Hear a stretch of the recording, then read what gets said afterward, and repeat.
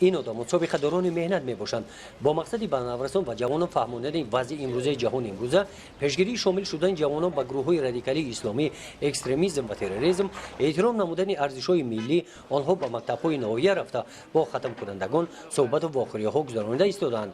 درس نوبتی در مؤسسه تحصیلات میانه عمومی رقم 61 گذشت. در ما یک تحملگرایی گفتن یک کلمه هست در بین مردم. ما باید در حقیقت با تحمل باشیم، لیکن این معنای آن را باز ندارد که ما به هر یک گناه و رویه و کارهایی که ناشایسته که با مردم ما منتالیتت ما جوابگو نیست ما با او مثال بگیریم دویم که راضی باشیم. در حقیقت جدا خیلی ما شخصا مردم کلانسال دایی به همین مسئله ها باید سر کار بگیریم در نزد جوانان.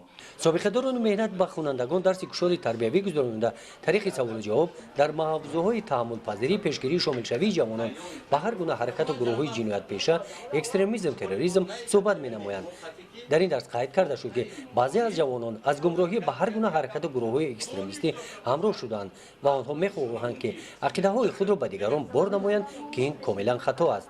ما باید زیرک باشیم، هوشیار باشیم، یعنی هم زیرک هم هوشیار چه از طرف در داخل کشور و چه آن چیزهایی که از خارج کشور با ما داخل می شوند این نسبت هر یک همین گپ و کارهایی که در بین جوانان مخصوصا پیدا میشن ما باید جوانان رو با همین زیرکی و یعنی هوشیاری دایم راهنمایی نماییم.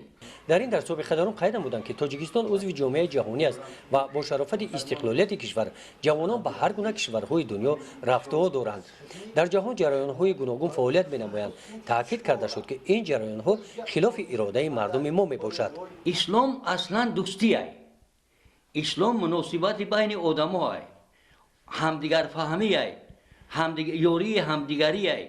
اصلا از نقطه نظر اسلام بگیری همه آفریدگی های اما قدر فرقیت که در دوره تاریخی همین مذهب‌ها با وجود که آمدن همین مذهب‌ها کم فرق میکنه که اصلا اسلام اساسی را که بگیریم این همین همدیگر فهمی های همدیگر یاری بین همدیگری های همسایه گری باشه یا که قشلاق دیاری باشه یا که پس که ولایت باشه یا که ریان باشه همه آدما با همدیگر دوست باشن مناسبت و همدیگر فهمی داشته باشن در کدام وقت‌های لازمه همدیگر یاری برسونن.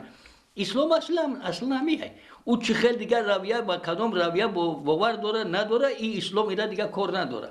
همچون آدم باید که بین همدیگریش مناسبت آدمگری کنه.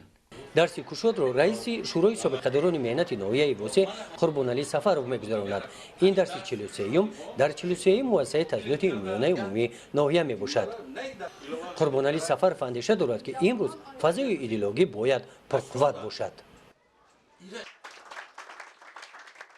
دیگر تشکیلاتی بودند که نسبت همین خالی نماندن فضای ایدئولوژی تربیوی کار می‌بردند.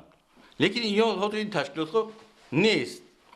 ما داریم یک کمیته جوانان ورزش و سیاحی میگیم.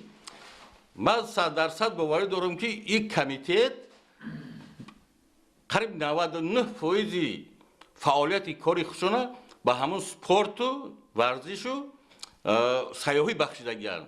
نسبت کاری جوانان در مخصوصا در مکتب‌ها قریب که این تشکیلات وجود ندارد و نیست آدمای مسئولانی که دایر به تربیت جوانان مخصوصا در مکتب کار برند.